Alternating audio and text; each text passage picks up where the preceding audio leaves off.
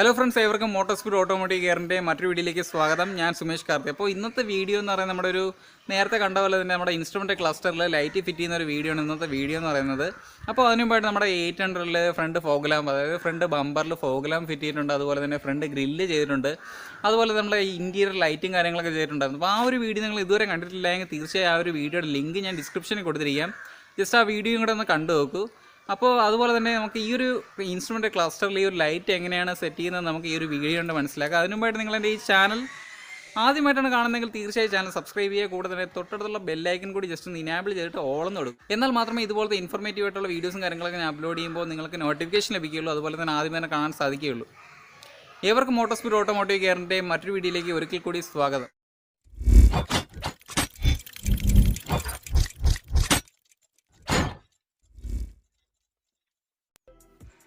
നമുക്ക് ഈ ഒരു ക്ലസ്റ്റർ അഴിക്കണമെങ്കിൽ ഈ ഒരു സ്റ്റിയറിംഗ് വീല് കുറച്ചൊന്ന് താക്കണം. അതിനായിട്ട് ഈ ഒരു 212 നട്ട് ലൂസ് ചെയ്ത് ശേഷം ഈ ഒരു സ്റ്റിയറിംഗ് കോളം ജസ്റ്റ് ഒന്ന് താത്തതിന് ശേഷം ബാക്കിയെല്ലാം നമുക്ക് ഊരിയെടുക്കാവുന്നതാണ് ഈസി ആയിട്ട്.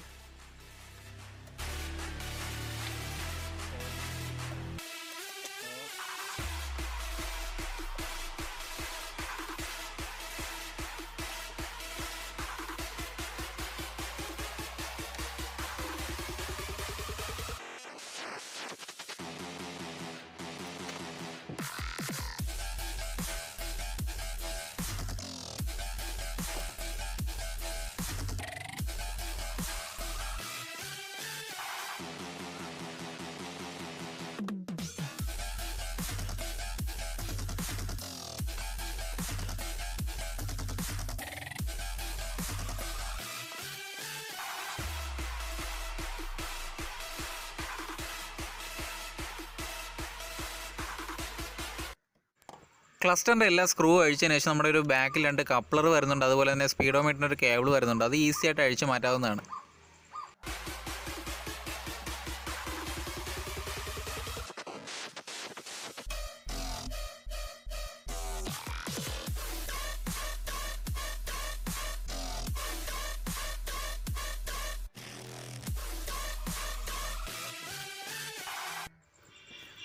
നമുക്ക് അടുത്തായിട്ട് ഈ ഒരു ക്ലസ്റ്ററിൻ്റെ മുൻവശത്തുള്ള ഈ ഒരു ഗ്ലാസ് നമുക്ക് അഴിച്ചെടുക്കണം. അതിനായിട്ട് അവിടെ കുറേ ലോക്ക് വരുന്നുണ്ട്. ആ ലോക്ക് നമ്മൾ പതുക്കെ ഒന്ന് കൈകൊണ്ട് പ്രസ് ചെയ്ത് കഴിഞ്ഞാൽ ആ ലോക്ക് ഈസിയായിട്ട് നമുക്ക് ലോക്ക് മാറ്റിയെടുക്കാൻ സാധിക്കുന്നതാണ്. അതുപോലെ തന്നെ ആ ഒരു ഗ്ലാസ് നമുക്ക് ഈസിയായിട്ട് ഇളക്കിയെടുക്കാൻ സാധിക്കുന്നതാണ്. നമ്മൾ ഹാർഡായിട്ട് പ്രസ് ചെയ്ത് കഴിഞ്ഞാൽ ആ ഒരു ലോക്ക് പൊട്ടിപ്പോകാൻ സാധ്യതയുണ്ട്. അതുകൊണ്ട് തന്നെ മാക്സിമം ഒന്ന് പതുക്കെ നോക്കി ഓരോ ലോക്കായിട്ട് പ്രസ് ചെയ്ത് ഇളക്കാൻ ശ്രമിക്കുക.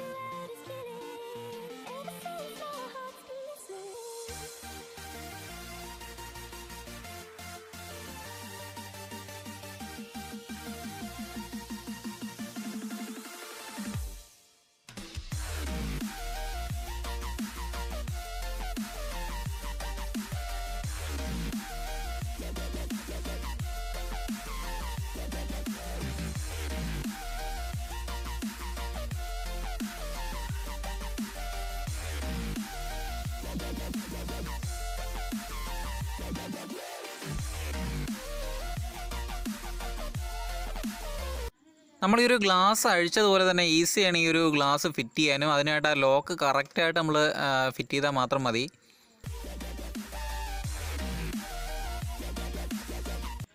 നമ്മൾ ഈ ഒരു ക്ലസ്റ്ററിൽ സാധാ ബൾബ് മാറ്റിയിട്ട് LED ബൾബാണ് നമ്മൾ യൂസ് ചെയ്യുന്നത്. അതുപോലെ തന്നെ നമ്മളൊരു ഇൻഡിക്കേറ്റർ ബൾബ് നമ്മളും അതിൻ്റെ കണക്ഷൻ കൊടുക്കുന്നുണ്ട്. അപ്പോൾ അത് എങ്ങനെയാണെന്ന് നമുക്ക് നോക്കാം.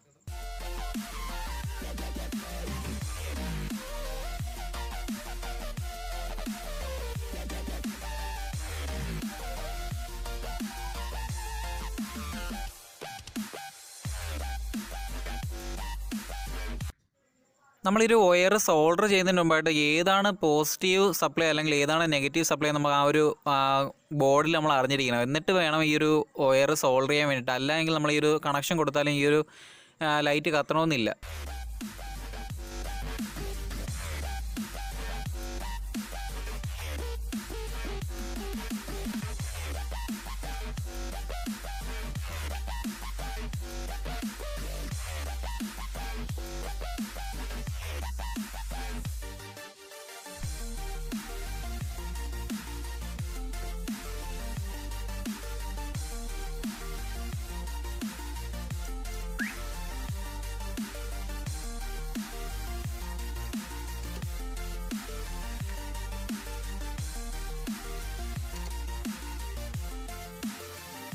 നമ്മൾ ഈ വണ്ടിയിൽ കൊടുത്തിരിക്കുന്ന അഡീഷണൽ സ്വിച്ചുകൾ കാണിച്ചത് ഒന്ന് ഇതെന്ന് പറയുന്നത് നമ്മുടെ ഒരു ഹോണിൻ്റെ സ്വിച്ചാണ്. അതുപോലെ തന്നെ ഇതാ ഇപ്പുറത്ത് നമ്മുടെ ഒരു ഫോഗ് ലാമ്പിൻ്റെ സ്വിച്ച് കൊടുത്തിട്ടുണ്ട്.